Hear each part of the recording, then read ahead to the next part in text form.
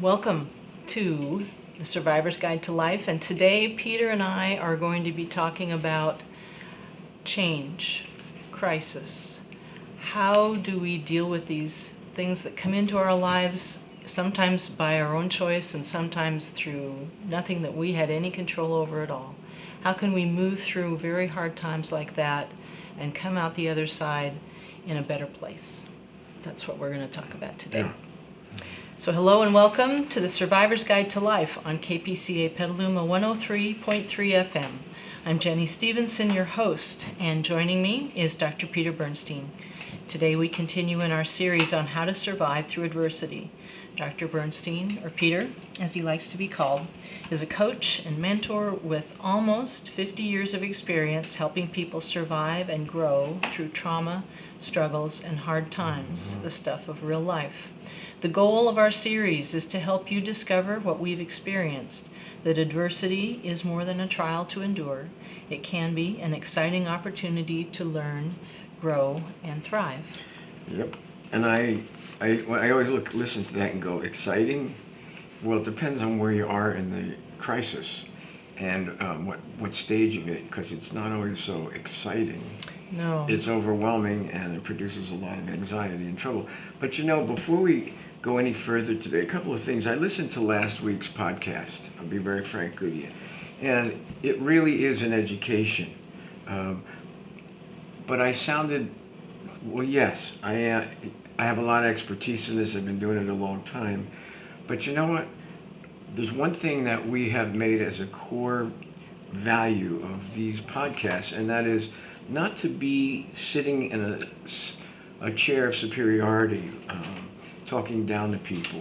And, for a guy who's had a PhD for a long time, had a lot of credentials. I read some old credentials that I had yesterday in a professional journal, and I was thinking, yeah, I remember having all of that, and I earned it and I worked hard for it. But I'll tell you what, it became a barrier. And that's why even calling me Dr. Bernstein, unless I'm in a real structured bureaucratic situation, I avoid it because it creates barriers between me and my fellow man. Now, this series is meant to shed light on the experiences that all of you are having. Now, we started this far earlier than the COVID-19 crisis, far earlier than all of the disruptive anger and violence and antagonism that is going on in the United States. So we've been on it for a lot longer. And we do know what we're saying, but if it doesn't hit the mark for you, then that really doesn't mean anything other than making us look really smart. And I would really what's so important to me is to remove, they call it stigma, a negativity. I don't want that. I want to make sure that what we say, is coming from people that are in many ways, have going through the same kind of things you are, some of it even worse. But yet it's the way we cope and with all the experience that we've learned from and are still learning so much. That's what's really important. That we're not that more above it all than anybody else. And I listened to our last week's podcast. I'm thinking, you know what? You sound a little too smart. You have a lot of expertise, and this almost sounds like a sermon or a seminar. That's not the way we wanted this to be designed. One of the things that happens, I think, one of the drawbacks of this format that we don't have when we're in the office with someone is that we aren't able to see how people are hearing us. Right. When we're face to face with someone, we can see when their eyes kind of glaze over and they've taken in all they can and they need us to slow down, or they haven't been able to follow what we've been saying, and we don't have that opportunity here speaking to you. Mm-hmm. And I know from because I'm with, we prepare for this together, that Peter gets excited and wants to share and help and support and give all that he can to help everybody out there. And at times he puts so much into it that we wonder if it's overwhelming. And we don't want to do We that. don't know. We can't And that's tell. why we want your interactions, and that's why we're going to set up a question and answer segment of every show from now on. Right. Because we don't want it to sound like it did last week. And you know, some of our staff said you do have a lot of life experience in the sense of the changes you've gone through, the crises, the life struggles that have been very difficult, probably a lot harder than most people because there have been more of them. And I'm the kind of person that actually thrives off of some of it. So when it comes, it's not like I'm a person that gets stuck in the mud or lets my fear take over completely at all. I've had so much experience with so many different things in life that I look at it as a new challenge, something that turns on my creative buttons, and that's with feelings and emotions of a very difficult situation or crisis. It's both. So it's not that I love emotions. It's not that I love crises. It's that once I see what it is, I know what to start looking for and how to get creative and how to move through it and help others move through it. That is a calling in my life. So I want to share it with others because I know not everybody is me. And I want to have a heart, and I do have a heart for what other people go through, believe me. So Jenny's right. I can't really see where you are and what you're dealing with, but I'm seeing enough around me with the COVID-19 crisis and the anger and the frustration and the fearfulness and the instability and how it's really affecting people on a pretty massive level. It's a disturbing time. And every time we think we're making progress, there's another setback through no one's fault, really. Some of it is overdone. The media really gets off on this. And I think their job is to almost emphasize it to the point of really scaring people. And I don't think it's good. I don't think there's much perspective on it. I think their job is to, bring it out and really feed onto it. And then they all have their political and journalistic attitudes and beliefs, and that comes into it. And then I go, now what has this got to do with the people that are going through this? Is this really political at that point, or is it personal? And when I listen to a lot of it, many times it doesn't seem personal at all. So I look at that and go, well, that's happening when the media does that. It creates separations and divisions, and it's antagonistic many times, and it really feeds into people's fearfulness, not the healthy fears that tell us that we need to take precautions, and it makes sense, and that's different. It's when those fears are fed, and they're telling you how bad the future is going to be and how bad it looks, and that's when things in my mind go, they don't know, no one knows, and they're feeding people's worry and anxiety and fearfulness in the wrong ways.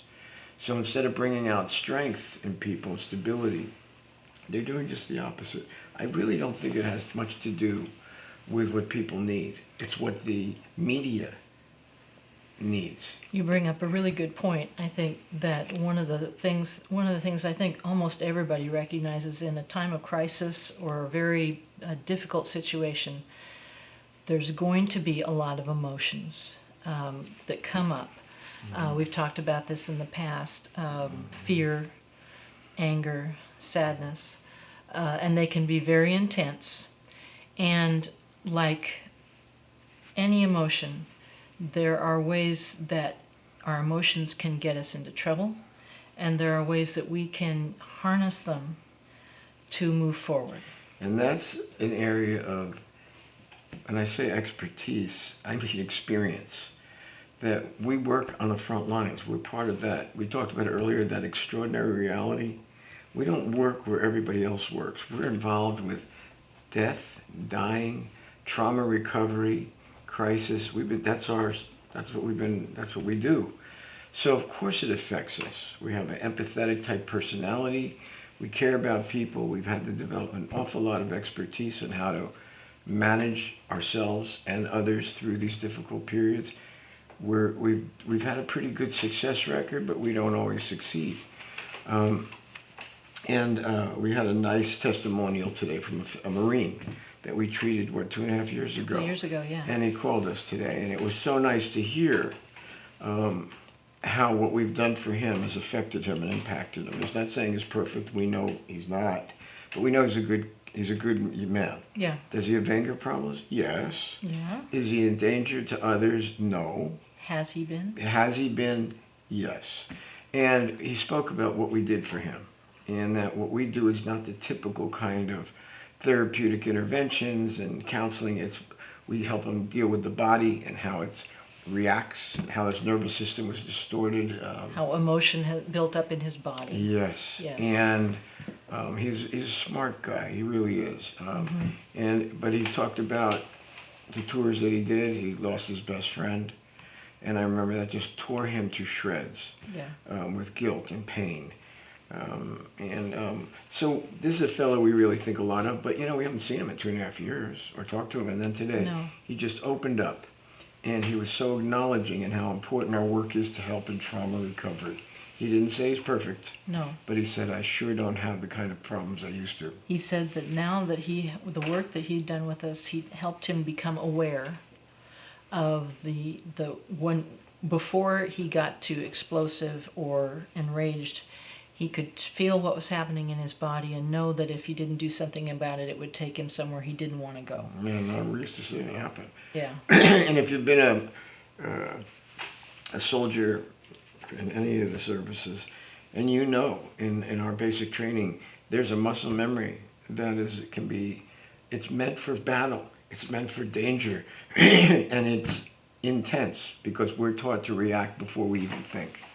And that doesn't fit in a civilian society, and yet we bring it back. So it's effective. We have muscle memory. We have our nervous systems that have been distorted in the sense that we're always geared to danger and hyperarousal and really being on guard. And it's too high alert, too much higher an alert that's needed.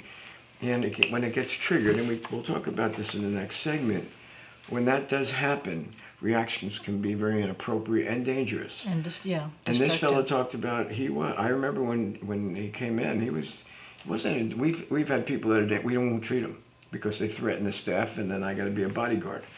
And I honestly don't mind being that. I'm one of those people that I've been that way, but we don't need that. We want to help the people. This is a fellow that we didn't have to worry about that. It was so good to hear from him today. Yeah, we didn't have to worry about that at all. That we did help him. No.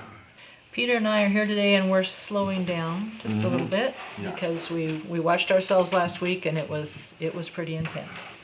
But we are back today to talk about ways to get through very hard times with some moving forward, some progress, some letting go of old ways, old habits, old attitudes that are no longer needed. Awareness of emotions and how they can either be destructive or actually kind of power us through into something better. That's where we were when we took our break. How do we use how can we manage intense emotions or feelings and use them in some kind of a more positive way? Well, that's a good question. I want to just finish up the last segment, one part about triggering, which is a specialty that has to do with a situation that could be very similar in the present in some way. And it may bring up old trauma, like it did for this young Marine, where it really was a bad time before. And then maybe a situation is a little bit difficult, but nothing like it. But it triggers the intensity of emotion in his nervous system, and it takes him over. I too have had that issue, certainly why I paid attention to it, because I had to get help with that a long time ago, and I'm very thankful that I did, and so is he. That happens to people.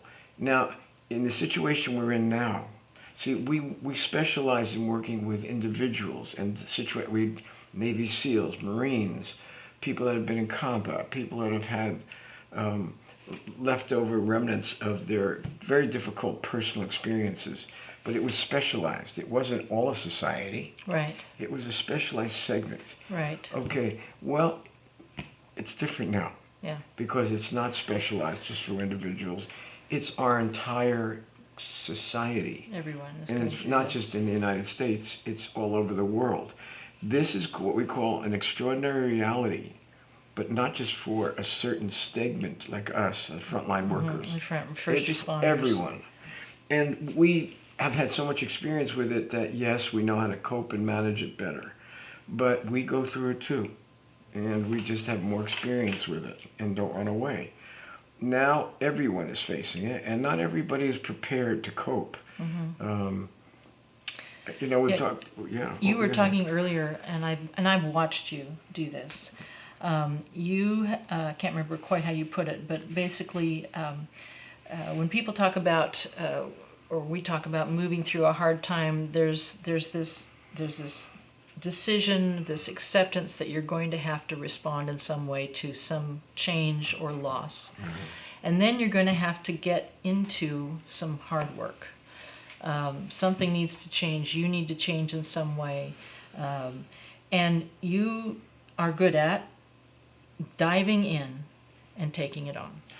And I know from watching you that you harness some energy to face this, to move into a very difficult situation and find answers.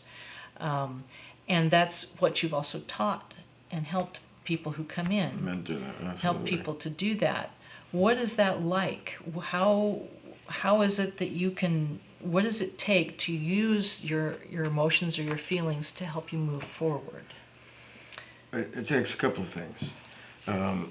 It takes experience, and it takes making a lot of mistakes and maturing through the mistakes. I have a pretty built-up arsenal, and it's not complete because I'm dealing with difficult situations now with my beloved wife. We've been together for 47 years. So I'm not saying I have expertise in everything. I just have a lot of experience. But the other part of it is my personality, the kind of person I am anyway. I love an adrenaline rush. I mean, I race cars, I ride cutting horses. I'm competitive, I'm athletic, and my competitive drive isn't that different than when I was younger, except it's more, I want to say measured, but probably not that much. But I love that. So there's an energy that I have. There's other people that face the same situations and they get petrified and they freeze. Well, I didn't have that luxury when I was growing up. I grew up hard. Now that set the tone in some ways for my life, for sure. The kind of people I grew up with, my family, my parents, the kind of traumas that I went through with them, the kind of traumas I went through growing up on the streets of New Jersey, in Newark, New Jersey. I did have sensitivity, but it would be a deadly vulnerability the way I grew up.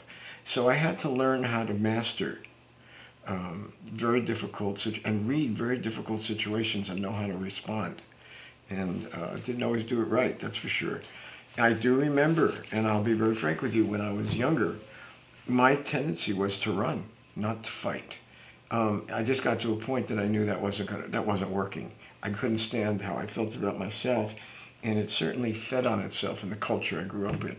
And I just made a decision one day that was over. I was going to stand my ground, and I did learn from that point. I didn't win every battle, but I stood my ground, and by doing that, I learned plenty.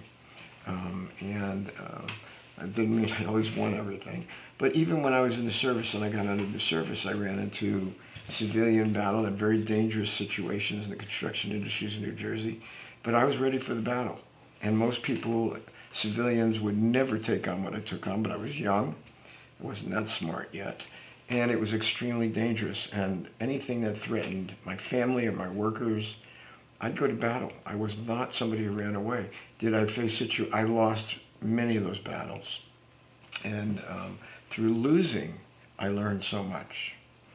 And I learned how to manage, I want to say with God's help. I wasn't exactly aware of God at that time yet, but through what I went through, there was definitely a spiritual awakening because I walked away alive. And a lot of people around me, not all my workers, but we didn't walk away alive. A lot of people ran away. They were so terrified. I didn't. In fact, that was one of my young headstrong attitudes, somebody had to say, it's time for you to let it go. And you can't win this one. In fact, it's getting too dangerous.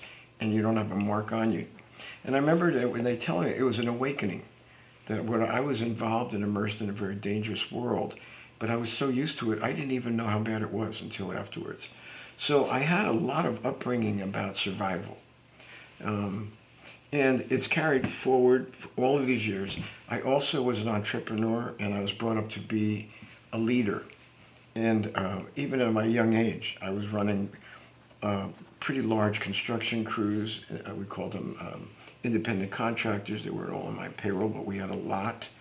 And even at a young age, I could get a lot of people that were very loyal to me because of the way I treated them. And it wasn't just about money. It was about, as a human being, I cared about them, and they knew it. So I could instill that kind of loyalty. So I did learn a lot, and to this day, I can read situations in the business world. I can read situations going on right now with the financial world, with the COVID-19 crisis. We at our institute are able to anticipate a lot of the instability and the, instability is a nice word for the way businesses are reacting, banks are reacting, a lot of things that other people are just terrified about. We get on it right away, and I encourage my staff, and they're learning. Here's one. And they learn well. And we usually anticipate a lot of that's going to happen, and we find out what to do about it, and then we move quicker than most people, and it works. Yeah. Now, we don't catch every move because things are so unstable now. But that comes from my years of entrepreneurship. And what I have known and learned from, and you're talking about right now, what I learned is that, and you mentioned it, is the creativity, that you jump in and you've made mistakes, but you've learned from them, and then you thought up something else to try, that you just went into this process of, I'm going to try something. If it doesn't work, I'll learn from it, and I'll try something else. And that works for us. And we've helped other people. In fact, I've talked to other people, small businesses, and I said, we'll help you do it. The ladies that run our office, they know how to do this. They'll help you. And you know what gets in the way is fear, that intense. Now we're back to intense emotions. Very frightening. Fear can prevent people from thinking, I can't make a mistake. I can't step out and do something different here because some horrible consequence will come my way. We're seeing a lot of that. Yeah. We really are. Excuse me. So we're tuned in, but we go through the same things that everybody else does. It's just that we have more experience in a certain way. So that's where we can help others, and that's what we want to instill in others. I think that we've read a couple of editorial articles in the Wall Street Journal and in the New York Times in the last few weeks. They've been very good articles. There have been some good ones. There's been a profound one by a theologian. Kevin Rowe. Kevin, I know it's a different name. very profound, Yeah. very excellent, talking about what we can learn for the COVID-19 crisis and how to survive it from dealing with death and dying. Which is very much where we are. Yes, and I read it. Now, he was a professor, right, at Duke University, I think. Yeah, at the theological. And I read the article, and I think there's going to be one heady intellectual article, and it wasn't. Not at all. And why? Because he's taking care of his dying wife.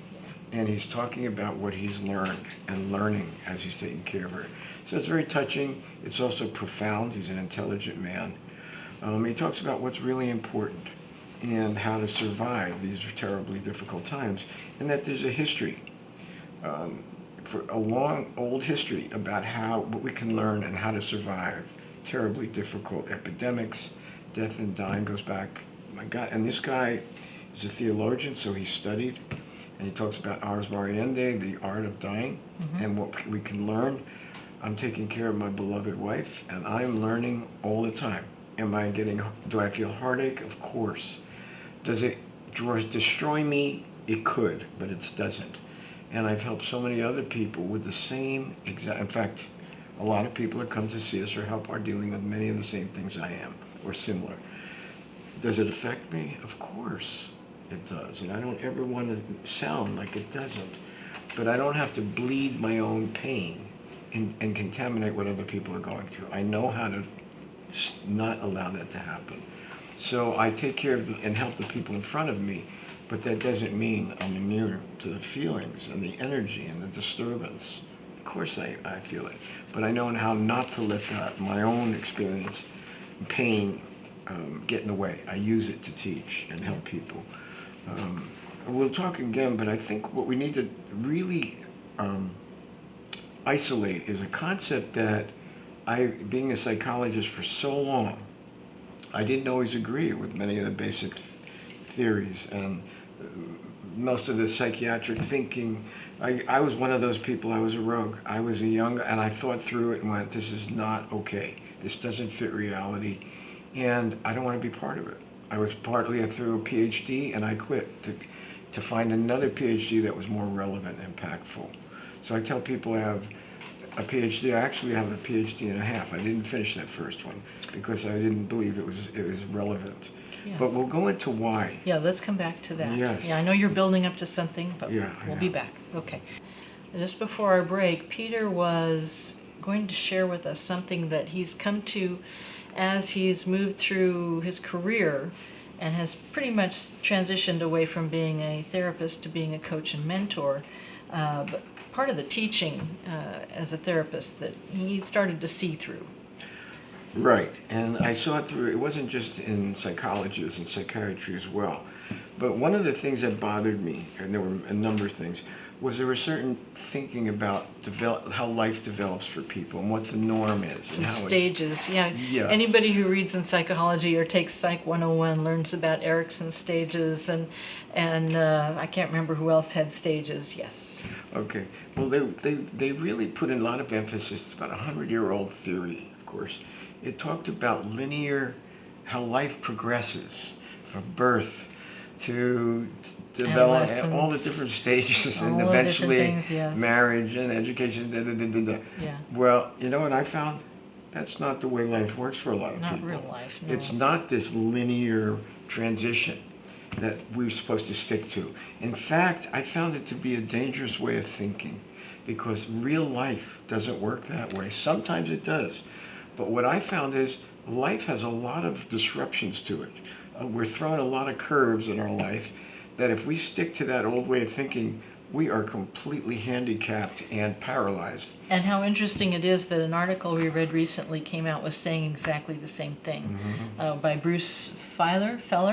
He's had one in both the Wall Street and the New York Times, and he talks about how crises and difficult times don't follow a linear progression. And he's right. And he said the same thing. It's dangerous and it's wrong. Yeah. And I don't agree with every part of his article, although I think it's a good article. He brings up some good points. But that I agree with 100%, and I've seen it for years. It's helping people accept and learn how to master the disruptions in their life, the little disruptions and the major. He calls them life quakes. That's his. Where they really change it's like an attack on your very core of who you are. Yeah. And it really throws you. Okay. Another thing almost everyone's going through right now. Absolutely. This is a life quake time.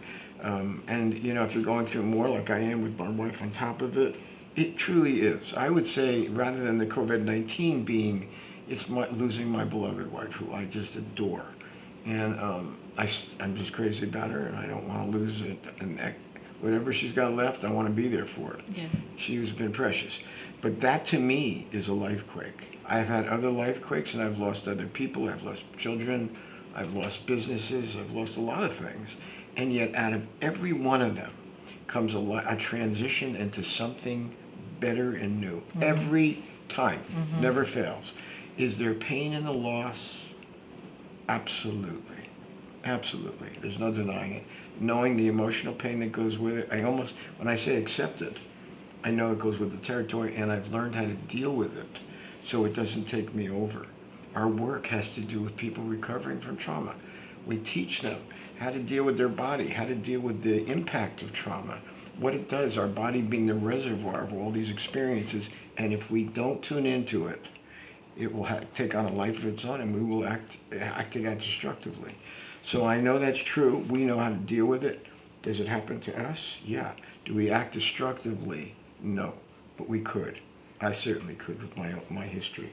But what I do find is that these things are not, when people think of a crisis, they think of it's devastating, life's over, it's the most horrible thing that could happen. And that doesn't tend to play out because it goes into what we call from the life quake, is what the Bruce Feller talks about, to life transitions. Yeah. And the transition is the way through these life quake changes. He does make the point that you do have to voluntarily, you do have to accept moving into this time. You can stall, you can just get stuck, you can refuse to go into it, but that you must accept and take it on. Absolutely, and he's right. And that first step is up to us. Yeah. Even if it's been and there's one of my favorites is Viktor Frankl, who was in a concentration camp Nazi for 4 years. He's lost most of his written some profound books.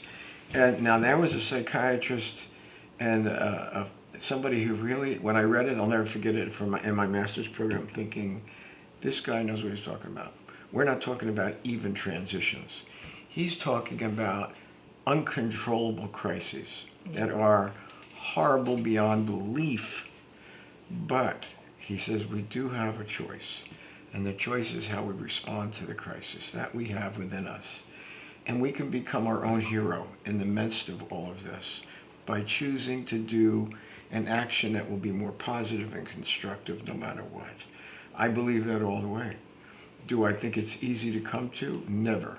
It's always very, very painful and difficult. And of course, he talks about that. Mm-hmm. And so do I. But it's that first step. It's going, this is not going to destroy me. I am going to move through this and take steps in a new direction through all of this. And it's actually through the crisis that we seem to be moved in new directions.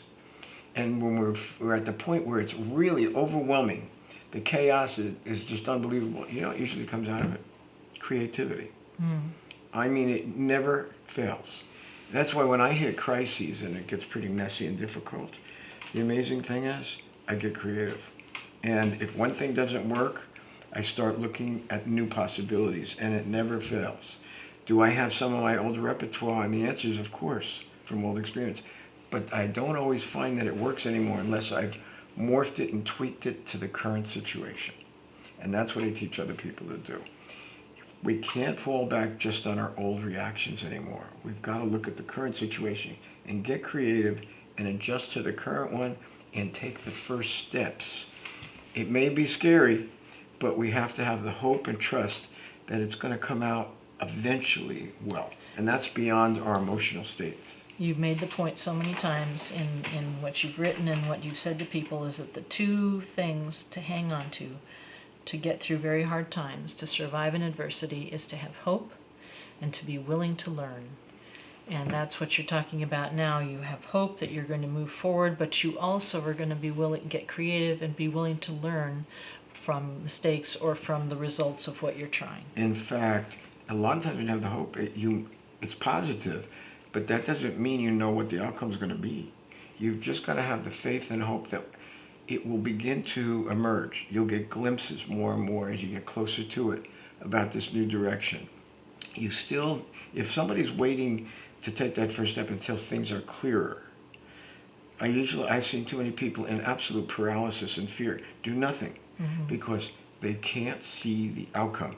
No. So they not only don't get creative, they get paralysis.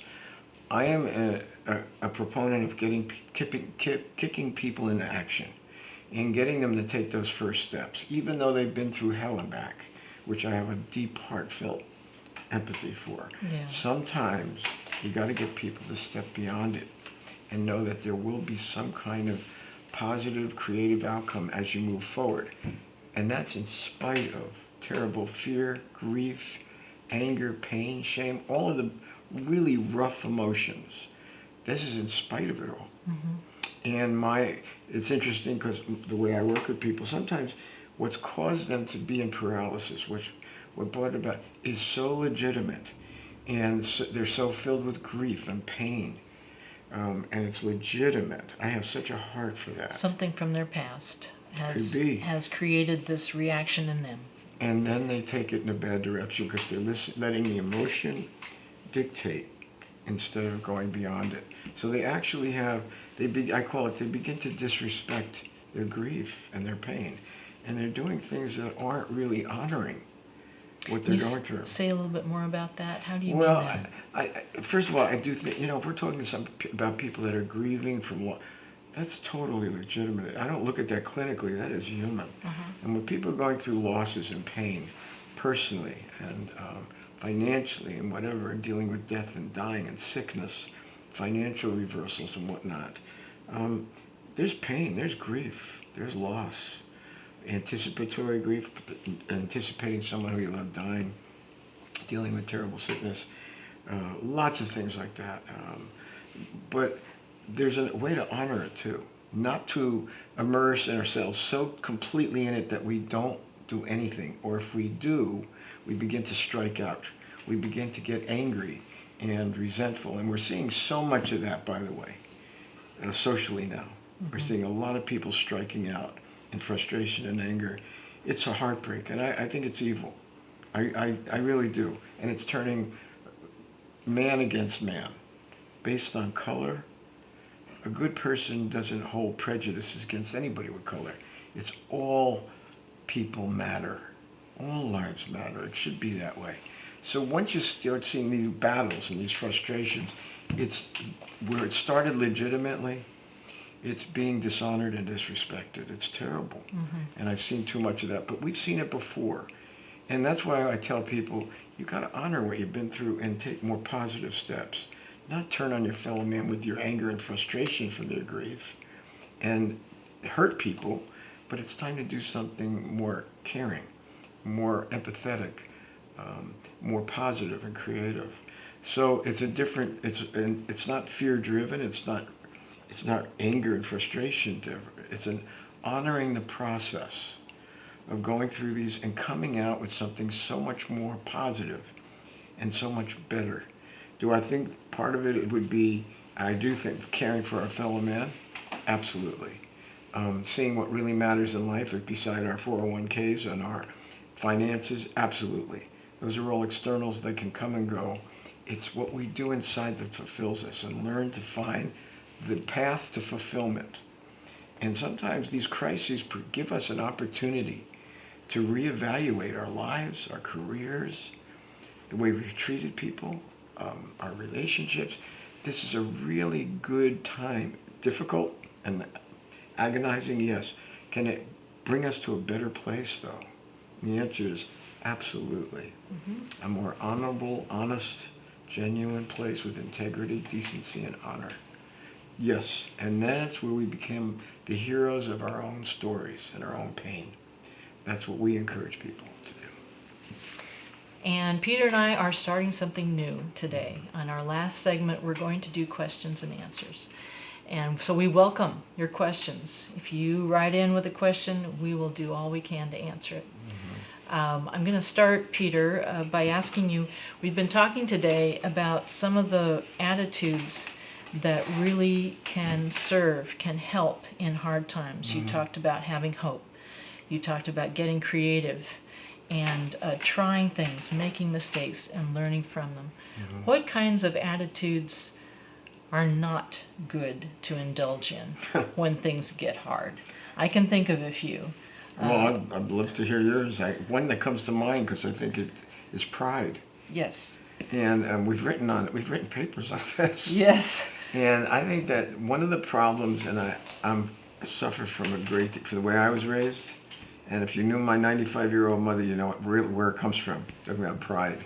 But one of the things I see is that when people are really going along, like everything is moving along, and they're accumulating, and they're living the good life, especially in the United States, but in other places too, what really begins to happen many times is these barriers of selfishness and pride begin to go up. And people are competing to better each other, and I've seen that a lot. There's healthy competition, and then there's unhealthy competition. When it's the unhealthy type is when you're doing it at the expense of somebody else. That's not healthy. And I see a lot. I've seen too much of that. And even in this crisis, this has really come out a lot. in this particular crisis. I would have hoped it would have been overcome by now, and it's not. But what I think that happens after a while, we're stripped in these crises, whether we like it or not. We're stripped back to bare bones. And we begin to look out again and seeing a fellow man in a completely different way, not competitively, but compassionately, because we're all going through this crisis, this difficulty, this adversity together. And there begins to get to be that compassion and caring. And all of a sudden, the pride element, the barriers start to come down because we don't need to be prideful anymore. What we really feel is humble and broken.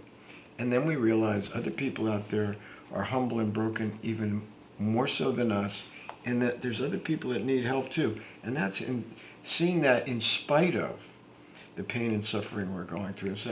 In fact, the more meaningful caring and charitability of self and other has to do when we're going through our own, and yet in spite of it, we're able to reach out and relate to others in pain. That's when you begin to see the barrier of pride come down. And that's a great attitude adjuster. It comes the hard way. Our society, personally, I think we really suffer from pridefulness. I know I have. And yet the brokenness is so precious because we become human. Do we feel weak during those times? I do. And I'm one of those strongman types. And yes, do I like it? I can't stand it. And yet at the same time, I see so much good come out of it. Mm-hmm. And if I have had a choice, would I choose to suffer and be broken? No.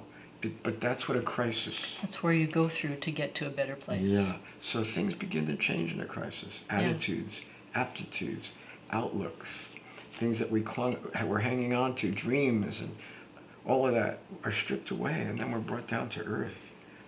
And it's an improvement coming out of suffering, pain, struggle, and difficulty. And a good outcome, yes. A good outcome. Yeah. Next question. Next question. In the article that Bruce Feiler wrote, he says there are two parts of these times, these transition times, that can be hard for people. One is it's a time of letting go, needing to let go of what's being lost. He calls it the long goodbye. The other one that seems to be really hard for people is what he calls the messy middle. It's when you have to dig in and really make some changes. Personally, for you, which of these has been harder? Letting go and saying goodbye to something, or digging in to the messy middle? It's the long goodbyes. And I'm in the midst of one now. And I was reading some of this stuff, and to be honest with you, I found it very personally relevant, because to me, the long goodbye is so painful to people, the way of life. With my wife, we've had a very rich, fulfilling, loving life, enjoyable life in many ways. And I'm in the midst of saying my goodbyes to my beloved. And I find the long goodbyes to be the hardest. I'm not one of those people anyway that can just cut off and just get on with the next thing. And there are people like that. I'm not like that. If somebody crosses me and does something wrong, I can cut them out like a surgeon. I can surgically cut them out so quickly. Yes. But I'm talking about life situations. Yeah.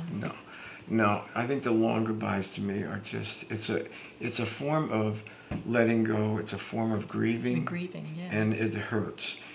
And I'm in the midst of a long goodbye. And frankly, I think Ars Moriendi is a very clear Christian principled thing that came in the Middle Ages talking about the art of dying. And it's about the long goodbye and the value that comes out of it. And I know that article is absolutely on target, not just intellectually, but personally. And I refer to it many times, and he's also saying the long goodbyes to his wife. Mm-hmm. It's a beautiful article, beautiful principles developed in the Middle Ages. Mm-hmm. So, and they talk about a longer death than dying. Today, a lot of people think, well, the quicker the better, and that's the better way to go. Yeah. I don't agree. It might be their pain talking. Yes, I don't agree, and neither does he, and neither do those principles. It's what we learn from the long goodbyes. Yeah. So to me, that's the more difficult one. The messy middle, bring it on. What can I tell you? If it comes, I'll deal with it. And This is the New Jersey coming out. Yeah, I don't care. Yeah, she's right. I grew up in the Newark, New Jersey area. Bring it on. Go ahead. Yep. If that's what we're getting into, I'll find my way through it. I'm a fighter, and I will find new ways and encourage other people to find new ways to get through this for the better. And it works. It works, and I've been through many, so I know it works. They're never easy. And it's almost like you have to become, it's stripping away old attitudes many times, old values, old things that you've clung to, and they're stripped away. And in that, as you do that, you begin to develop a deeper sense of who you are, a deeper sense of purpose and meaning in your life come out of that, for sure. And I value that. That's one of my highest values. And also a deeper sense of integrity and character and genuineness about what really matters in life comes out of that period of time. I want to stop you for just a moment because you've anticipated my third question today. And that is the talk of the idea that by going through something very difficult, by struggling through something, by coming out the other side, like you said, your life can take on a new purpose, a new meaning in what you do. How has that, how can people get hold of that? It's not just some sort of transcendent type thing. No. Is it a real practical, down to earth life thing? It's a real practical, down to earth life thing, and that we need people who've been through it to mentor us and come alongside us. I'll tell you that. And if you've been through a lot of them, well, you can probably carry a lot more of it yourself. But we always need other people. There's been some very good books out. One by the Marstons, book called Transformative Resilience, talks about it.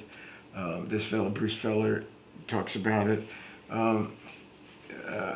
He talks about what can come out of it, and he calls it the new beginnings, that we do reach that point where after you've gone through this, and the Marstons talk about it, and we've been talking about it for years, there's good things that begin to happen that you never would have come to if you didn't go through the messy middle part, that you didn't go through the struggles and pain and crisis. You never would have come to these better places, the new beginnings.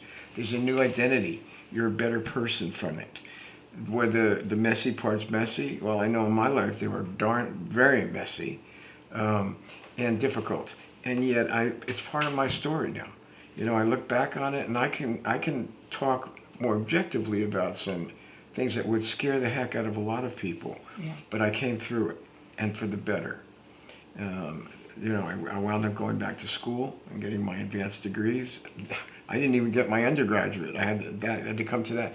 But I had to go through these terrible times of being stripped and know I had to get on my feet. And the new beginnings were going to happen in California, and educationally and career-wise. I was younger, and I wouldn't say it was easy at all. And there were a lot of personal crises in the midst of all of that, and yet so much good has come out of that. So I can see in some ways that through those difficulties that I've overcome, and things that I wouldn't ask for, where my idea of what good could happen is blown apart, not by choice, just that's life. You know, when you overcome them, you almost become the hero in your own story. Because, you mentioned that before. You do. Yeah. Because you've overcome, and you can look back and well, that's not me anymore. I'm more than that, but that is part of who I am. And what have I gained from it? Look at the strength and the values and the purpose and the meaning of all that. It becomes spiritual too. Not necessarily religious, but there's a spiritual comprehension that begins to come through all of that. That there's something bigger. That's very intimately connected. The spiritual side of life very much is connected with meaning and purpose in your life. For people who react negatively to religion, and we're not talking about religion. We're not talking about religion necessarily for some. Almost anyone can relate to what gives your life meaning, and that is spiritual. Yeah, spiritual always comes out of crises, not necessarily religiously so. But I'll tell you this, it's an awakening. Mm-hmm. And it's an important one because it's one thing you realize is we don't have the control that we think we do or that we profess or the strong man type like me thinks I have. I still go there. But it doesn't work. There's some other power bigger than all of us. There's a calling. There's a design on our lives. Sometimes that we just have to take the first steps and engage with it. But I don't think we're always calling the shots on the design. I really don't. I think there's a spiritual element that's much stronger. Now for me, it's a relationship with God. And that has come through incredible stripping and crisis. And each one I go through kind of it confirms it, reiterates it. Do I doubt at times? Do I have questions? Am I angry and frustrated at the outcome? Oh yeah. Is my heart breaking? Yeah. And yet something deeper in me tells me there's good in all of this. There's good that's going to come out of this no matter what my emotional state is now, bitterness, anger, pain, have all of that. But can something good come out of it? It always does.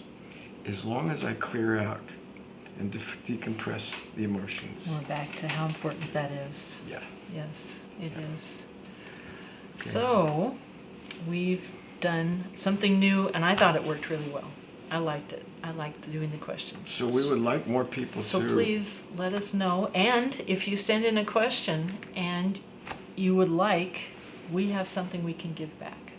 We have a great little booklet that Steve created, and Steve took some of the principles that Peter has put in many things he's written on how to get through very hard times in life. And we've taken them, and Steve has created a little booklet with each page has one of the principles on it. It's a beautiful thing. We'd love to give it to you. Let us know a question, or just let us know you'd like a copy, and we'll get it to you. I am Jenny at BernsteinInstitute.com, and I'll send you one. So, get out my paper. The Survivor's Guide to Life is made possible through a grant from Sonoma Coast Trauma Treatment, a 501c3 public charity that relies entirely on donations. And we hope that what we've done today benefits you, and you would consider supporting SCTT either on their website, sctraumatreatment.org, or through their GoFundMe charity campaign. Link on the website. Link on the website. Our podcast website is thesurvivorsguidetolife.com. We're on Facebook and Instagram. Please like and share. And we're also on YouTube. We have our own channel, and we encourage you to go. There's regular podcast long form. There's short form. There's lots of things you can find on our YouTube channel. So please go check it out. And if you wanted to have to talk with Peter or I, or like I said, send us a question, Jenny at BernsteinInstitute.com or 707-781-3335. And Keep your chin up. yep, Don't give up. Hang in there. We'll be back.